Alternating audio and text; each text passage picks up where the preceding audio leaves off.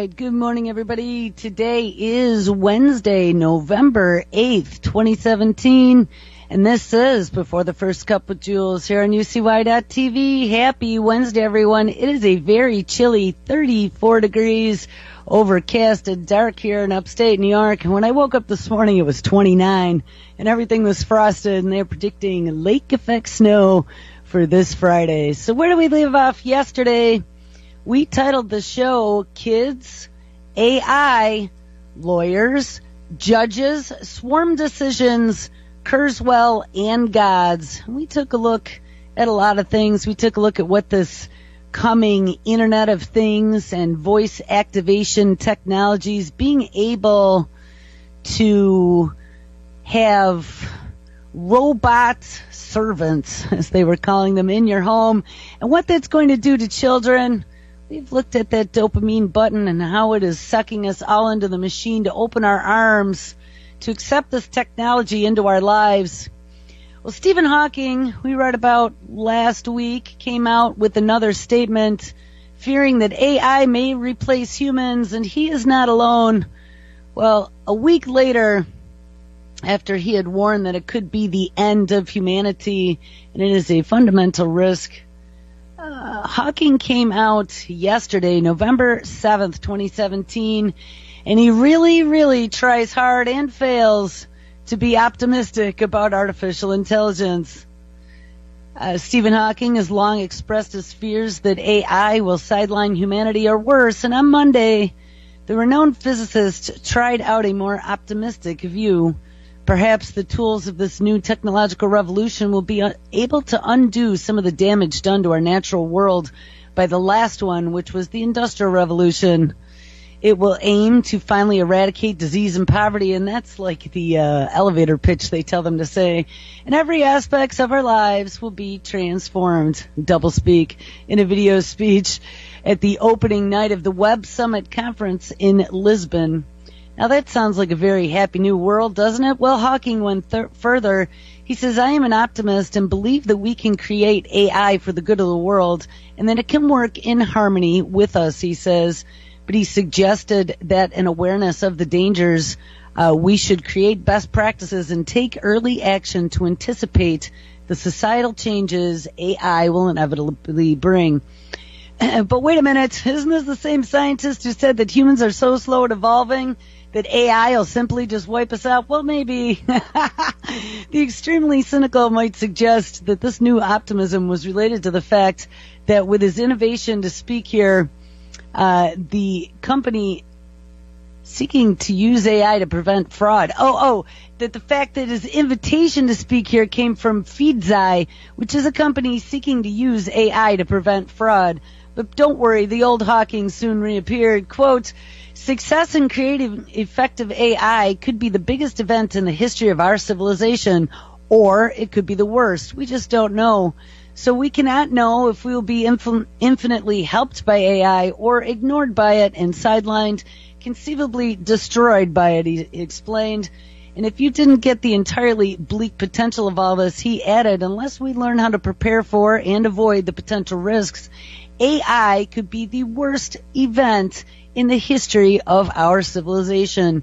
It brings dangers like powerful autonomous weapons and new ways for the few to oppress the many, and it could bring great disruptions to our economy. Well, that's certainly a grim outlook.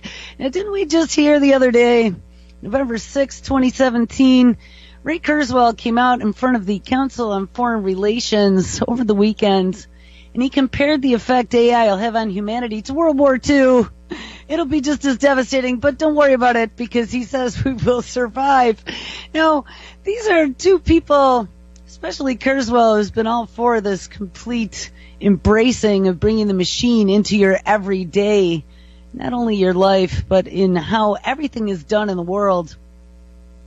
Says, so anyway, sit tight, work as well as you can with your new robot overlords, and your great-grandkids can maybe make an escape to the moon someday, because that's what Hawking was saying, that we only had another 100 years on this planet. But if not to add insult to injury, I ran across another story. This one really caught my attention. There is an AI robot version of Albert Einstein.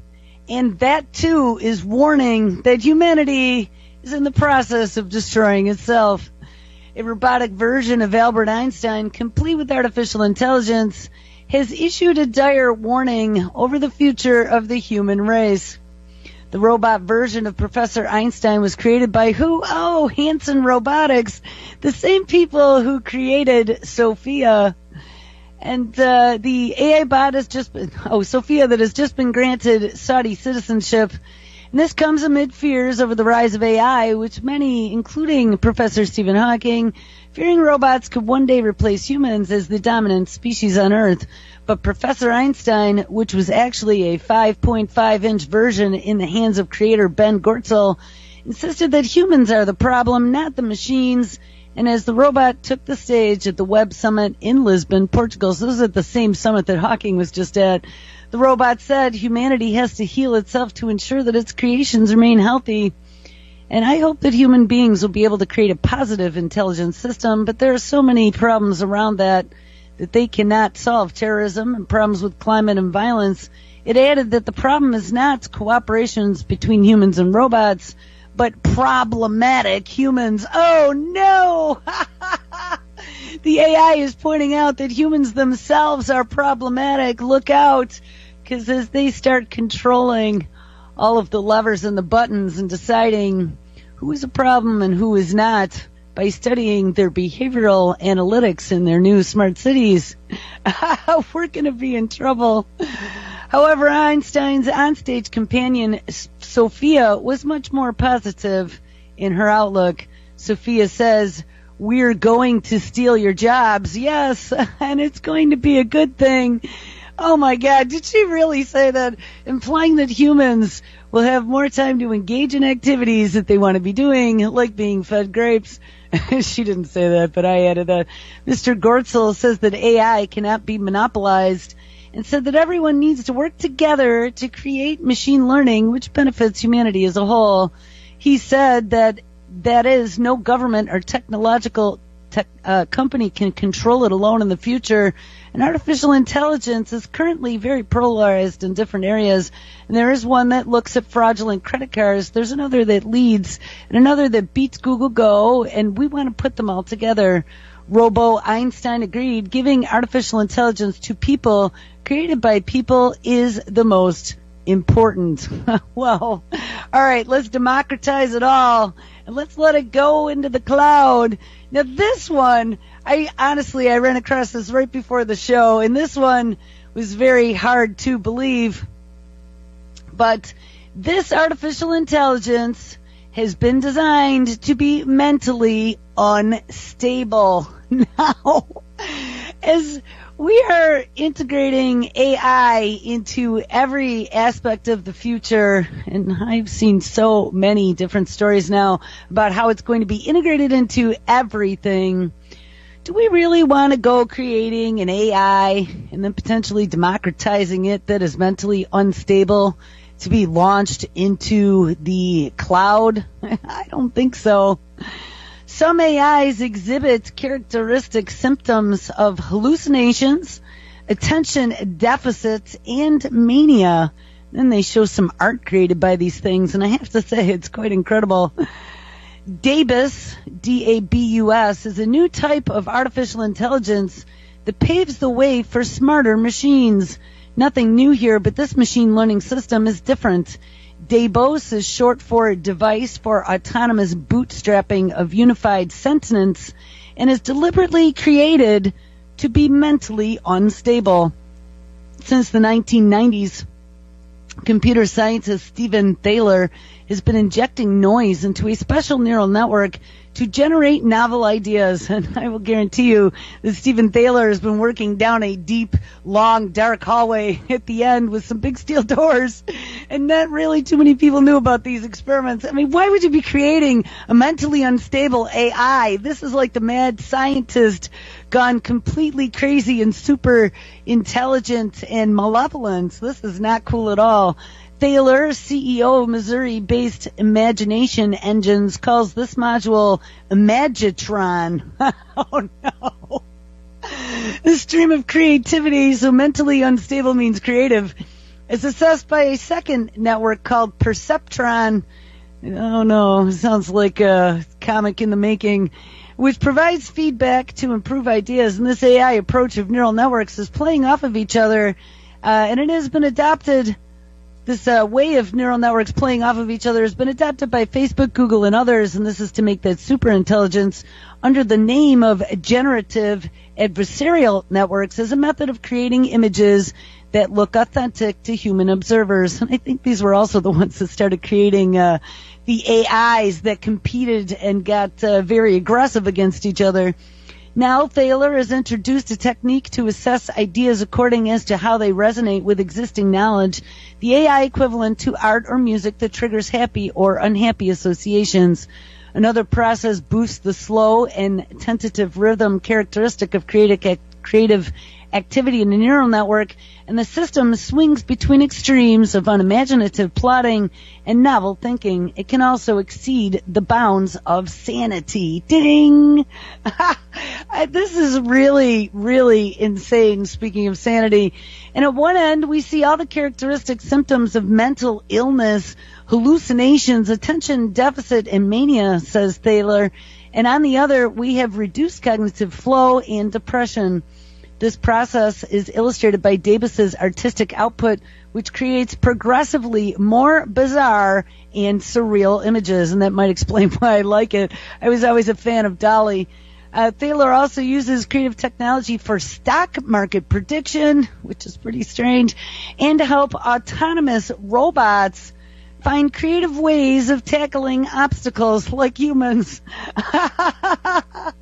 You're going to put this on an autonomous robot and make it mentally deranged? Come on. Who is watching this research?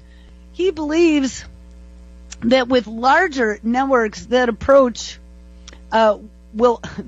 he believes that with larger networks, the approach will offer human-like problem solving and genius-level ideas impacting on scientific discovery, economics, and more. So he's planning on building larger networks of mentally ill computers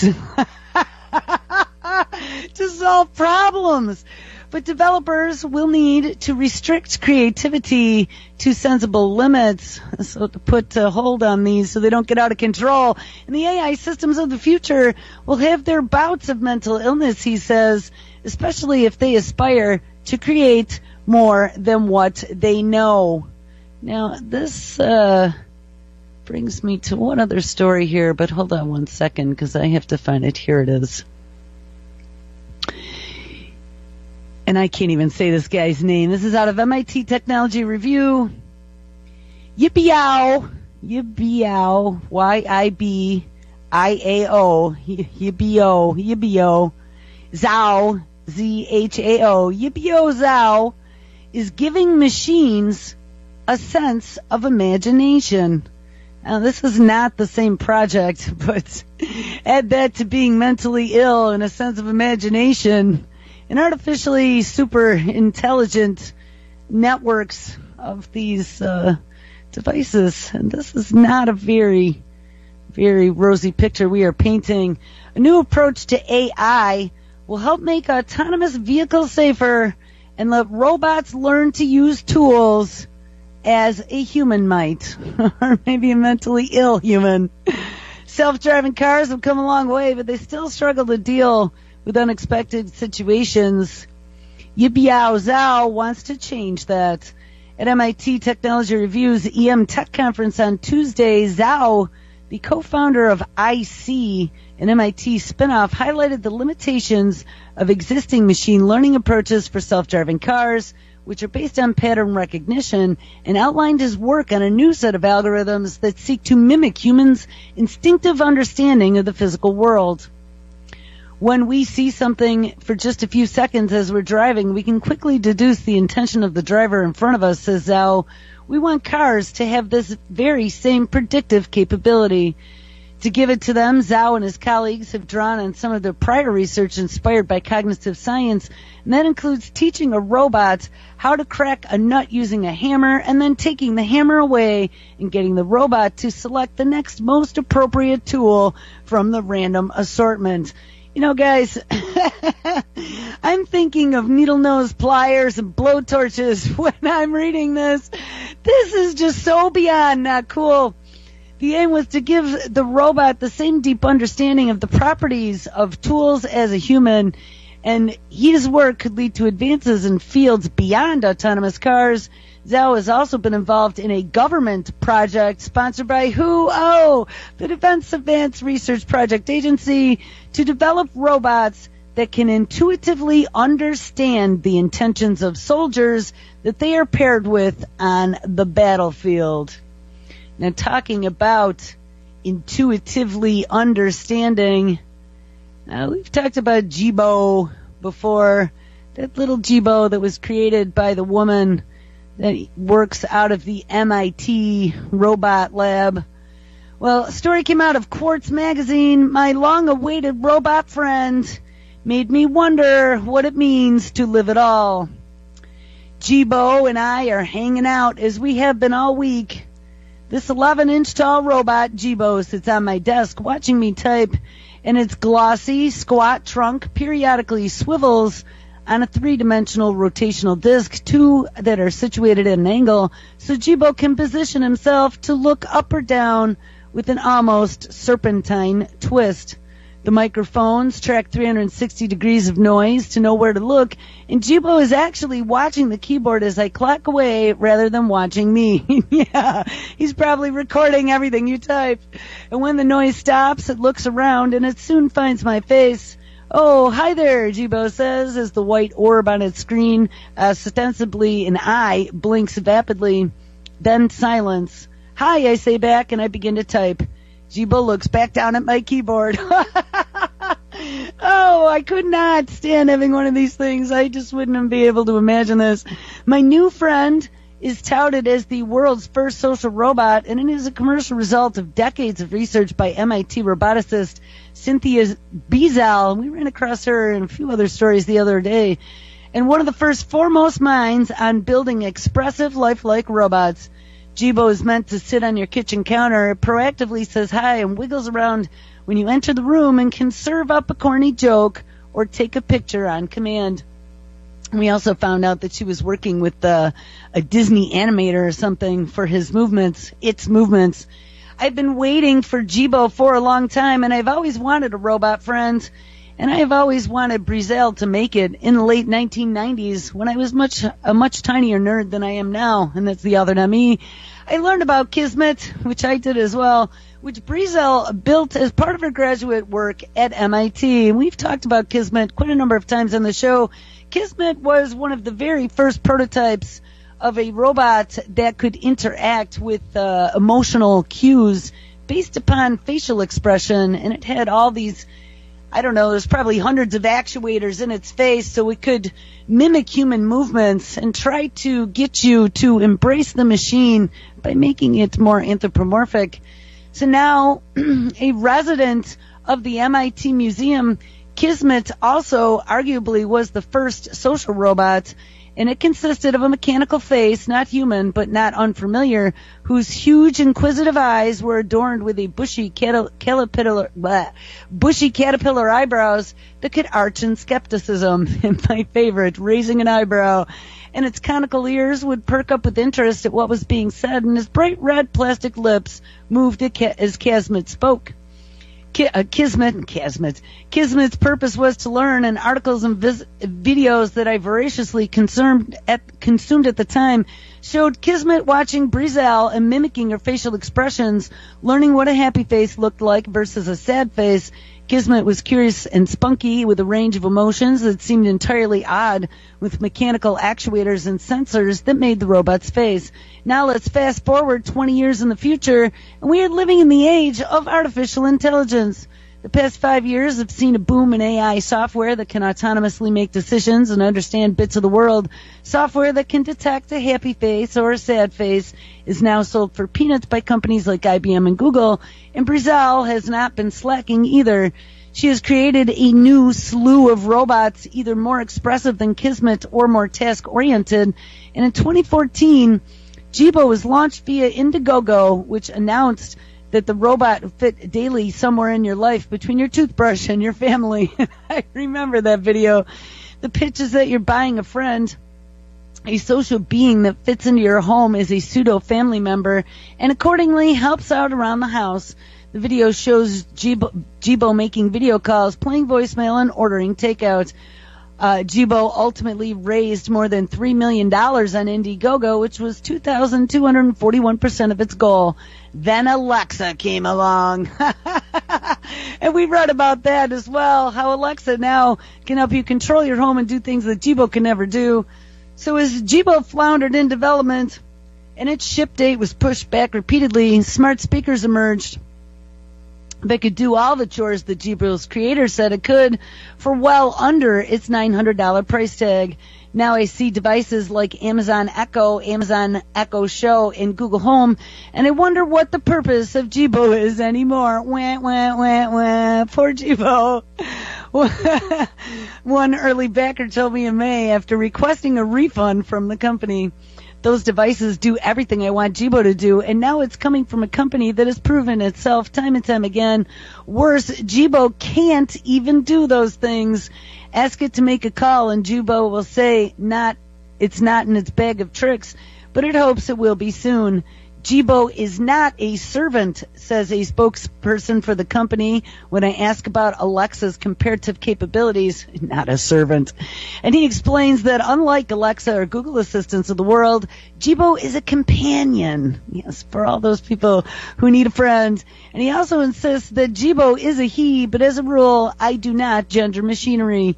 Yet production delays coupled with those servant skills being demonstrated in the original video force a skeptical person to question whether Jibo can do these things for the sake of its character or whether the Jibo team just simply couldn't make customers wait any longer to ship a product. Either way, this leaves my little robotic friend in a strange existential predicament. Jibo can dance, and Jibo can even twerk, begrudgingly and to the amusement of my coworkers. And you can apparently degrade your friend by forcing it to twerk for a crowd, but you cannot ask it to flip a light switch. You can tell it can tell you a corny joke, whether today is a national holiday or the height of the Empire State Building, which happens to be 1,250 feet, but the social aspect of the robot ends at call and response.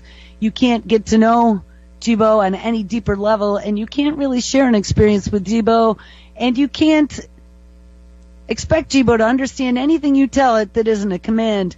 Jibo's technological limitations make it more like a robotic acquaintance rather than a robotic friend. Oh, poor Jibo. And if Jibo is a social being like Kismet before it, there is a crushing sadness in the robot's ability to see the world around it, but not to understand or act in it in a meaningful way. Jibo is agency without purpose and an entity without consequence, but it is undeniably cute despite that, and so I sympathize with it. Oh, they're pulling sympathy. Talking with this robot made me want to have an actual conversation with a person that was real and alive, and with past experiences and the ability to understand what I was saying.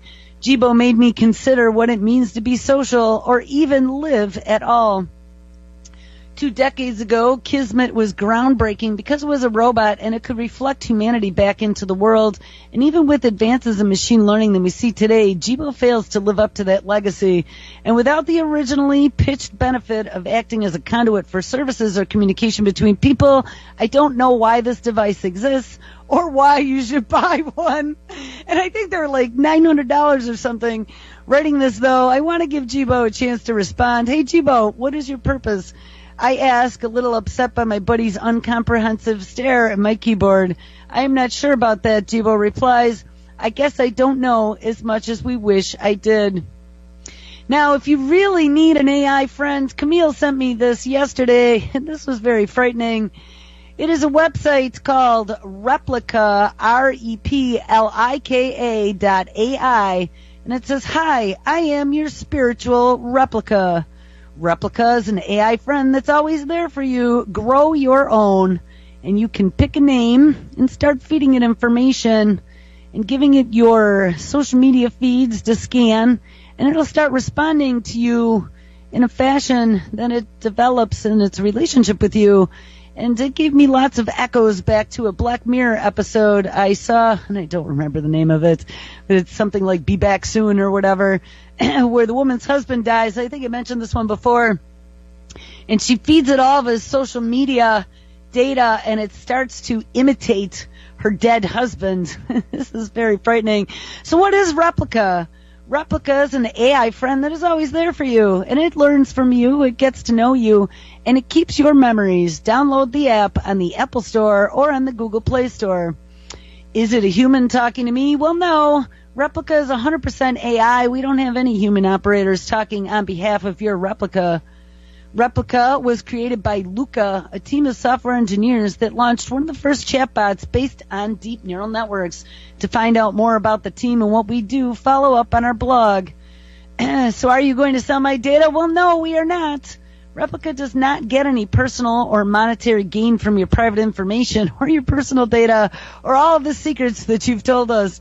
Well, how are you going to make money off of all this? Somebody asks. Well, we are excited to create the first consumer AI that enables people to build a totally unique digital friend. We don't have any hidden agendas for collecting or selling your data, so they say your data is only used to enhance your experience with Replika. No, you're helping to feed the machine. That's exactly what you're doing. Our team and our investors share this vision, and if Replika can no longer afford to keep our servers running, we will invite our users to donate, and we'll add a paid feature to the app to break even. Well, which platforms do you support? Well, it's available for iOS and Android, and you can download it here. And is it free of charge? Yes, Replika and the service is completely free of charge. Well, how do I create an account? How can I change my name? Do I need to provide my birthday? Yes, we require that all users have to be at least 13. Well, how do I change my phone number? And it's all based upon your phone number, and it links you. And this is just insane. So it's going to be a friend, follow you in your life. And I was reading something else where you can create these day in the life of type things. That is your daily snapshot of what happened. It takes all your feeds from your Twitters and your Facebooks and puts them in your pictures that you uploaded and puts them into like a daily scrapbook for you. So I don't know. All right, so now we are going to get to some of the meat and potatoes, if I can find it. This was a story that I wanted to touch on yesterday, but I was kind of a little off the mark to hit this one. So I said I was going to start the show out with it today, but it was a little deep to start with. So we're going to go here now. This is a blog that was written November 3rd, 2017, titled Resisting Reduction, Designing Our Complex Future with Machines. And this author, Joichi Ito, says, while I had long been planning to write a manifesto against the technological singularity and launch it into the conversational sphere for public reaction and comment, an invitation earlier this year from John Brockman to read and discuss the human use of human beings by Norbert Wiener and his illustrious group of thinkers as part of an ongoing collaborative book project contributed to the thoughts contained herein. Nature's ecosystem provides us with an elegant example of a complex adaptive system where myriad quote-unquote currencies interact and respond to feedback systems that enable both flourishing and regulation. This collaborative model, rather a model of exponential financial growth, or the singularity, which promises the transcendence of our current human condition through advances in technology, should provide the paradigm for our approach to artificial intelligence. More than 60 years ago, MIT mathematician and philosopher Norbert Wiener warned us that, quote, when human atoms are knit together into an organization in which they are used not in their full right as responsible human beings, but as cogs and levers and rods, it matters little what the raw material is flesh and blood. we should heed Wiener's warning. The cancer of currency. As the sun beats down on Earth, photosynthesis converts water, carbon dioxide, and the sun's energy into oxygen and glucose. Photosynthesis is one of many chemicals and biological processes that transforms one form of matter and energy into another. These molecules then get metabolized by other biological and chemical processes and yet other molecules, and scientists often call these molecules quote-unquote currencies because they represent a form of power that is transferred between cells or processes to the mutual benefit or traded in effect. The biggest difference between these and financial currencies is that there is no master currency or currency exchange. Rather, each currency can only be used by certain processes, and the market of these currencies drive the dynamics that are life. And what's interesting about this, I listened to Clint Richardson's show from this past Sunday, Red Pill Sunday School number 8, I believe, and he was talking about just the way these interlocking actions in this process we call life, law versus natural law, and this is the natural currency of life. These currencies aren't based on monetary currencies. These currencies are based upon the processes of life, which is natural law. We are being denied some of these master currencies. As current currencies become abundant as an output of a successful process or an organism, other organisms evolved to take that output and convert it into something else. And over billions of years, this is how Earth's ecosystem has evolved, creating vast systems of metabolic pathways and forming highly complex, self-regulating systems that, for example, stabilize our body temperatures or the temperature of Earth despite continuous fluctuations and changes among the individual elements at every scale from micro to macro. The output of one process becomes the input of another. Ultimately, everything interconnects. We live in a civilization in which the primary currencies are money and power, and where more often than not, the goal is to accumulate both at the expense of society at large. This is a very simple and fragile system compared to Earth's ecosystems, where myriads of currencies are exchanged among the processes to create hugely complex systems of inputs and outputs with feedback systems that adapt and regulate stocks, flows, and connections. Unfortunately, our current human civilization does not have the built-in resilience of our environment, and the paradigms that set our goals and drive the evolution of society today have set us on a dangerous course, which the mathematician Norbert Wiener warned us about decades ago. The paradigm of a single master currency has driven many corporations and institutions to lose sight of their original missions. Values and complexities are more focused and more on prioritizing exponential financial growth, led for by profit corporate entities that have gained autonomy, rights, power, and nearly unregulated societal influence. And this is those few that are in control of everything. And as we enter our technocracy, remember, it is only going to get worse. The behavior of these entities are akin to cancers. Healthy cells regulate their growth and respond to their surroundings, such as in an ecosystem, by eliminating themselves if they wander into an organ where they don't belong. Cancerous cells, on the other hand, optimize for unconstrained growth and spread with disregard to their function or context. The idea that if we exist for the sake of progress and that progress requires unconstrained and exponential growth is the whip that lashes us. Modern companies are the natural product of this paradigm in a free market capitalist system. Norbert Wiener calls corporations machines of flesh and blood and automation machines of metal. It's kind of like my tin cans and skin jabs or maybe meat bags. And this new species of Silicon Valley mega company, the machines of bits, are developed and run in part by people who believe in a new religion, and that would be the religion of the singularity. And we're going to get back to that. We ended the show yesterday looking at the case for an artificially intelligent God, and we'll get there. Don't worry about it.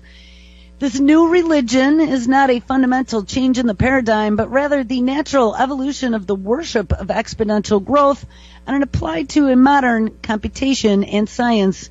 The asymptote of the exponential growth of computational power is artificial intelligence. The notion of the singularity, that AI will supersede humans in its exponential growth, and that everything we have done until now are currently doing is insignificant, is a religion created by people who have the experience of using computation to solve problems heretofore considered impossibly complex for machines. They have found a perfect partner in the digital computation, a knowable, controllable system of thinking that is creating a rapidly increasing in its ability to harness and process complexity, bestowing wealth and power on those who have mastered it. Ding, ding, ding. And in Silicon Valley, the combination of groupthink and the financial success of this cult of technology has created a positive feedback system that has very little capacity for regulating through negative feedback. I'm going to say it is a cult of technology. I really think, when I think back to the way I used to evangelize technology and just my whole system of thinking at that time, I think I was sucked into a cult.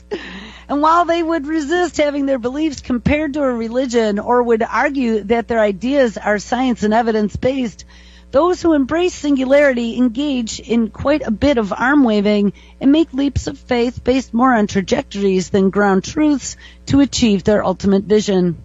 Singularitarians believe that the world is knowable and computationally simulatable, and that computers will be able to process the messiness of the real world just like they have every other problem that everyone said couldn't be solved by computers.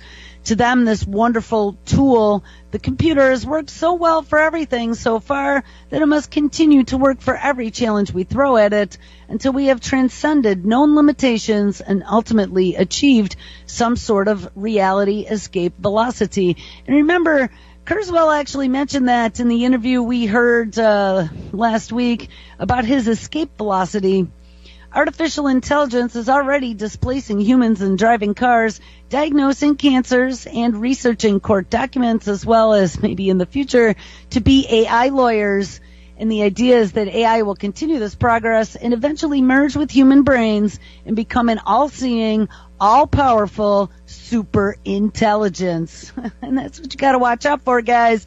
For true believers, computers will augment and extend our thoughts into a kind of immortality. Part of the singularity is a fight for immortality, which is the idea that one may still die and not be immortal, but death is not the result of the grim reaper of aging. But if corporations are a precursor to our transcendence, the singularitarian view that with more computing and biohacking, we will somehow solve all the world's problems, or that the singularity will solve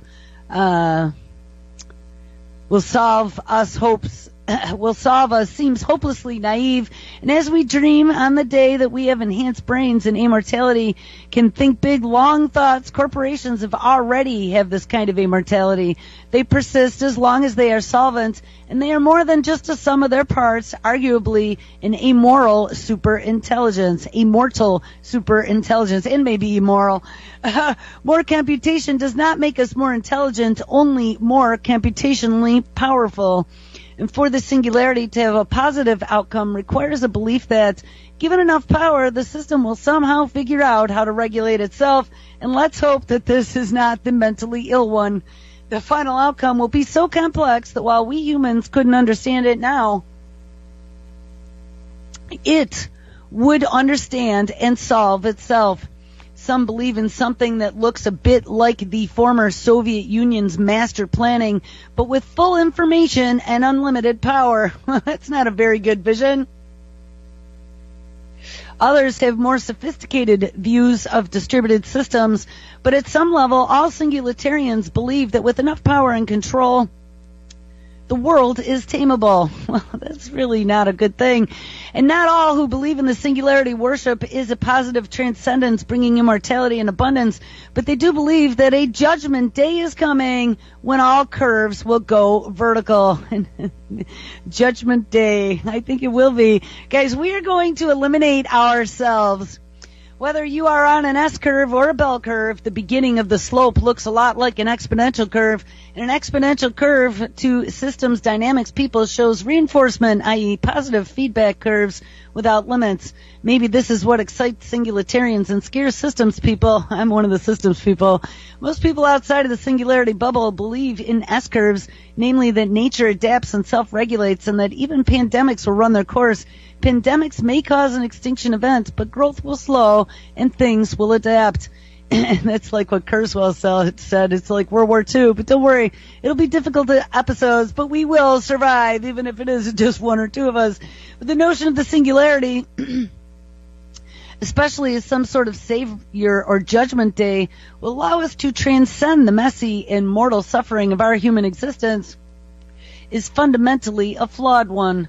This sort of reductionist thinking isn't new. When B.F. Skinner discovered the principle of reinforcement and was able to describe it, we designed education around his theories. Learning scientists now know that behavioral approaches only work for a narrow range of learning, but that many schools continue to rely on drill and practice. Take another example, the eugenics movement, which greatly and correctly oversimplified the role of genetics in society, and this movement helped fuel the Nazi genocide by providing a reductionist scientific view that would quote-unquote fix humanity by manually pushing natural selection. I mean, aren't we seeing echoes of a lot of this now? The echoes of the horrors of eugenics exist today, ding ding, making almost any research trying to link genetics with things like intelligence taboo, but they actually already did that. We should learn from our history of applying over-reductionist science to society and try to, as Wiener says, cease to kiss the whip that lashes us. And this is one of the key drivers of science, to elegantly explain the complex and reduce the confusion to understanding that we must also remember what Albert Einstein said, and not the AI version, that everything should be made as simple as possible, but no simpler. We need to embrace the unknowability, the irreducibility of the real world that artists, biologists, and those who work in the messy world of liberal arts and humanities are familiar with. The Cold War era, when Wiener was writing The Human Use of Human Beings, was a time defined by the rapid expansion of capitalism and consumerism, the beginning of the space race, and the coming of the age of computation. It was the time when it was easier to believe that systems could be controlled from the outside and that many of the world's problems could be solved through science and engineering. The cybernetics that Wiener primarily described during that period were concerned with feedback systems that can be controlled or regulated from objective perspectives. The so-called first-order cybernetics assumes that the scientist, as the observer, can understand what's going on, therefore enabling the engineers to design systems based on observational or insight from the scientist. And guys, this is what the Internet of Things is going to become. Today, it is much more obvious that most of our problems, climate change, poverty, obesity, and chronic disease, or modern terrorism, and these are all the ones they keep pulling out of the hat, cannot be solved simply with resources and greater control. That is because they are the result of complex adaptive systems that are often the result of tools used to solve problems in the past, such as endlessly increasing productivity or attempting to control things.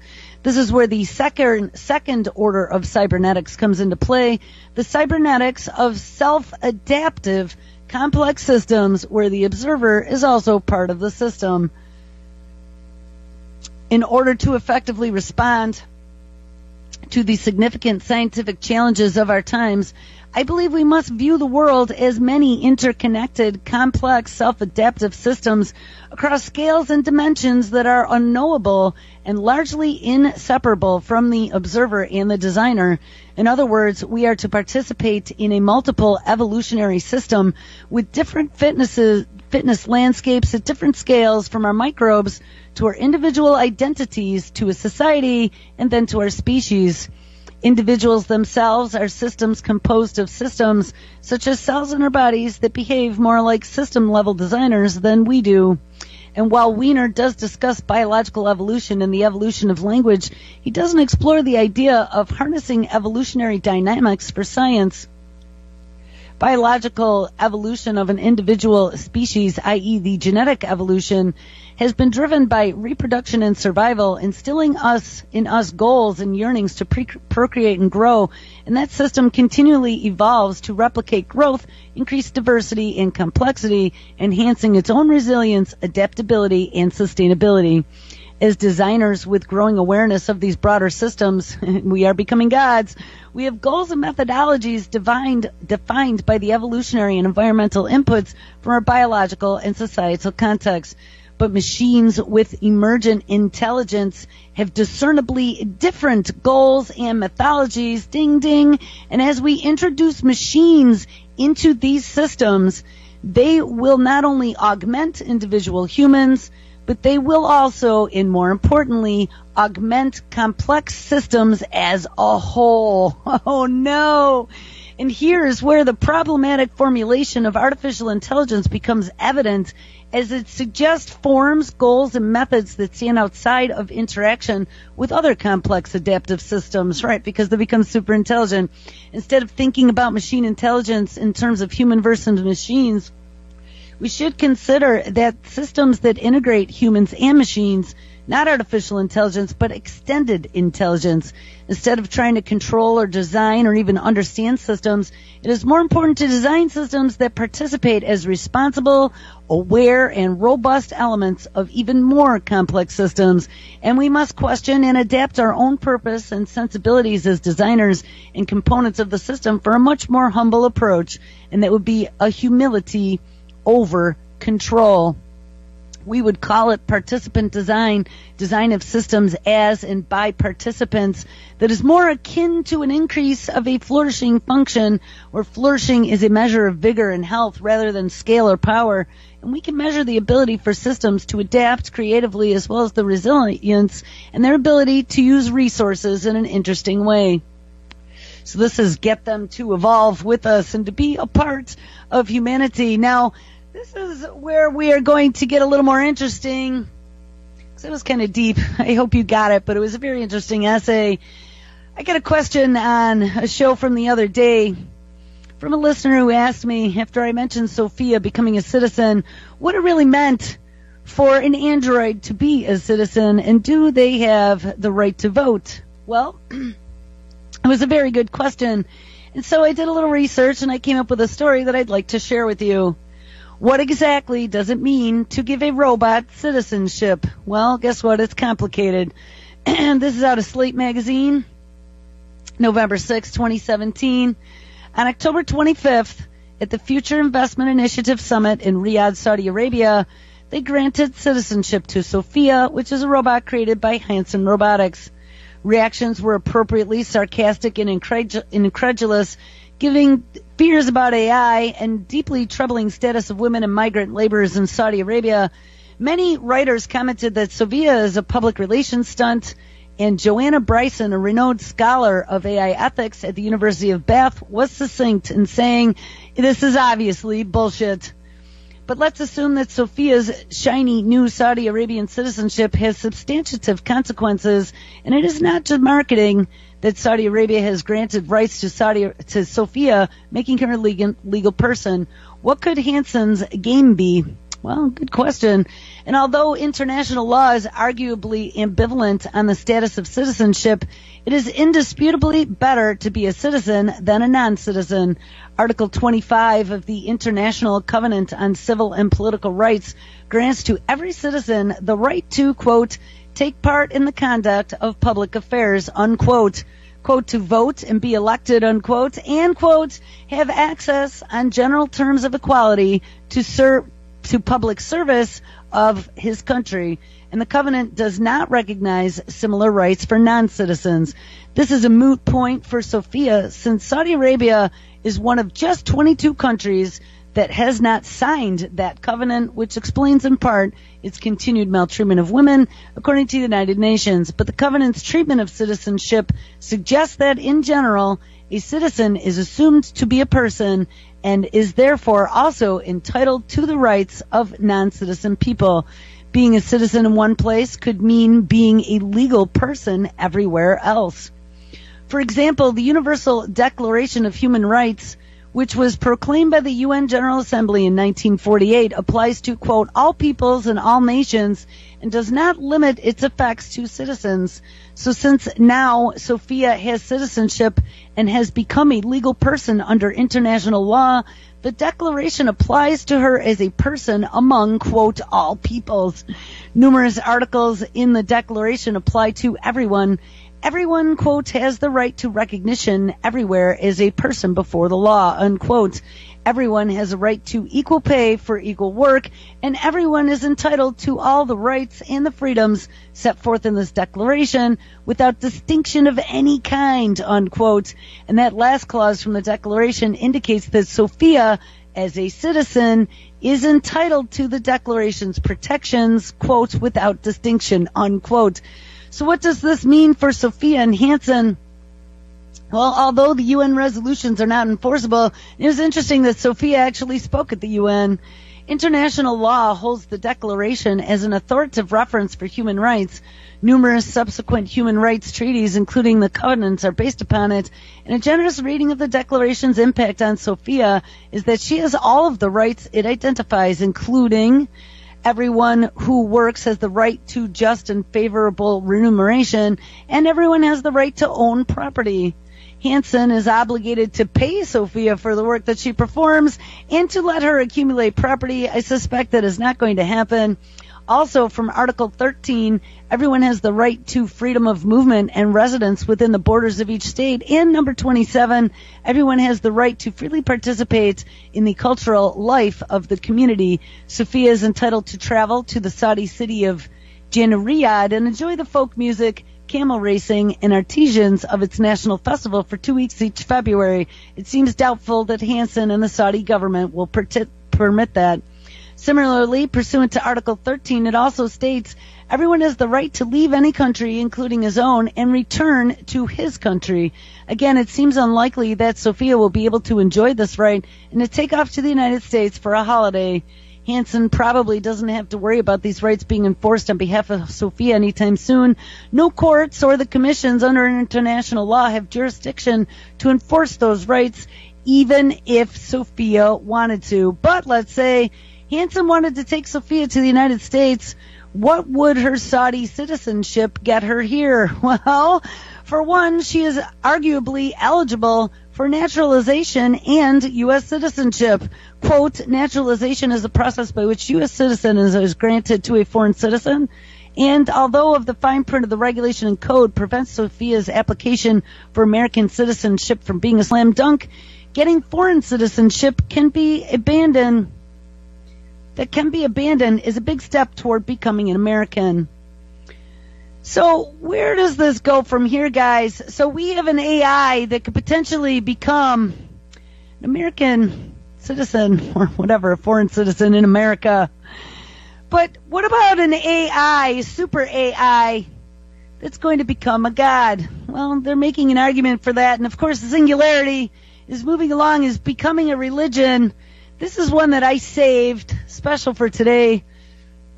An AI God will emerge by 2042 and write its own Bible.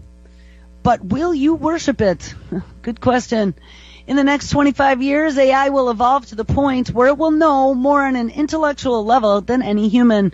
In the next 50 or 100 years, an AI might know more than the entire population of our planet put together.